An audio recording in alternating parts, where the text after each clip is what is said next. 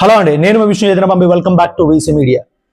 Last time MP election మన తెలంగాణలో జరిగినప్పుడు మన తెలంగాణ ప్రజలు మన బీజేపీకి ఇచ్చిన సీట్లు 8 సీట్లు కట్టబెట్టారు. 8 సీట్లు కట్టబెట్టినందుకు ఇప్పుడు బీజేపీ మన తెలంగాణకి ఇచ్చిన బడ్జెట్ ఎంత? గుండు సున్నా బడ్జెట్ అనేది మన తెలంగాణకు కేటాయించారు. అసలు తెలంగాణ అనే పేరు కూడా వాళ్ళ నోటకెళ్ళి కూడా రాలే. అంత దీనమైన పరిస్థితిలో మన తెలంగాణని వాళ్ళు చూస్తుర్రు. మళ్ళీ ఇప్పుడు తెలంగాణ ప్రజలు ఆలోచించాలి, ఎందుకంటే 8 సీట్లు అనేది గెలిపించారు. అటు కాంగ్రెస్కి 8, ఇటు బీజేపీకి 8 ఇచ్చారు.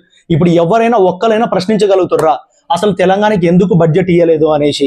ఇప్పుడు బీజేపీ నాయకులు 8 మంది ఉన్నారు. మళ్ళీ ఆ 8 మంది ఇప్పుడు ఏం చేస్తారు? ఆ 8 మందిని పోయి ఆ 8 మంది ఎంపీలని ప్రశ్నించండి పోయి తెలంగాణ ప్రజలు, ఎందుకు తెలంగాణకు బడ్జెట్ రాలేదు? మీరు నమ్మకం ఇచ్చి గెలిపించుకున్నారు కదా, ఇప్పుడు ఎందుకు తెలంగాణకు బడ్జెట్ రాలేదనేసి తెలంగాణ ప్రజలు పోయి ఆ 8 మంది ఎంపీలని ప్రశ్నించండి.